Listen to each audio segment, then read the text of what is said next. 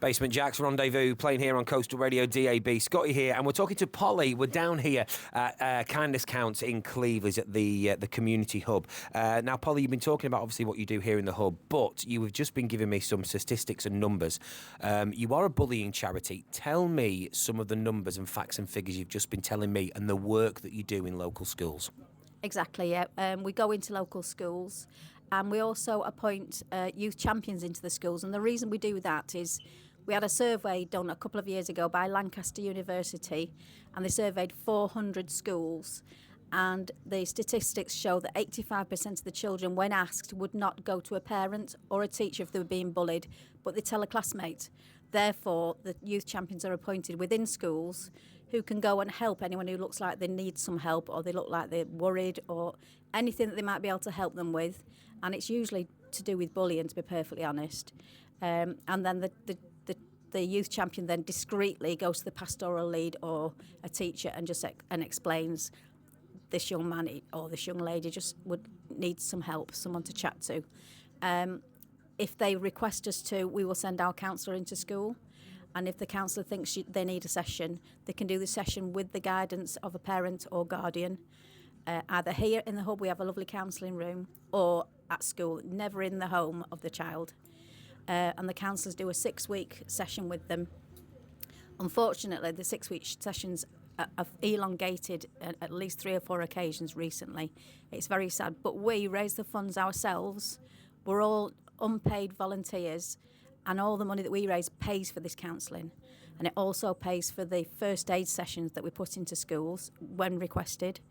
We do that because of the increase in knife crime. And the first aid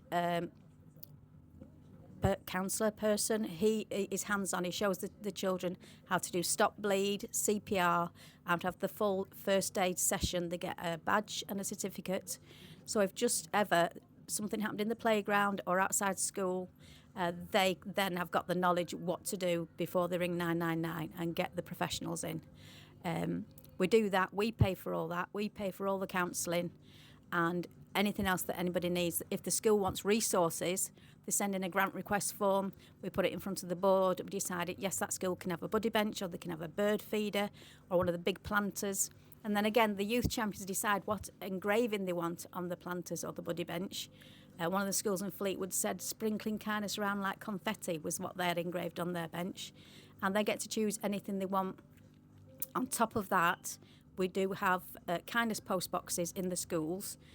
We give them the postcards, and the children nominate each other for acts of kindness, post them in the post box.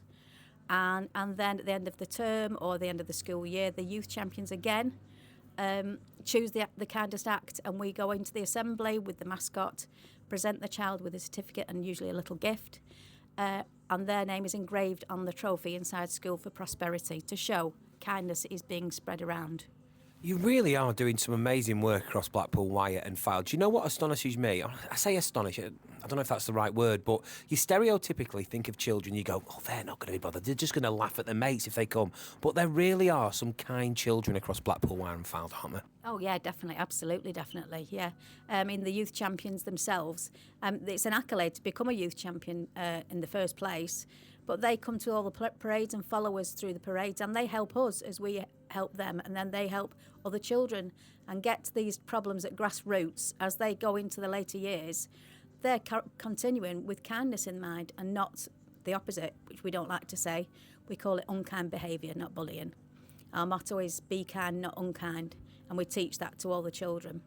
The other thing that we give into schools, if they request it, is posters to hang on the all the way down the corridors, back of the toilet doors, with kindness sayings, usually drummed up by the youth champions as well. We get them very involved, and they love it. They absolutely love it.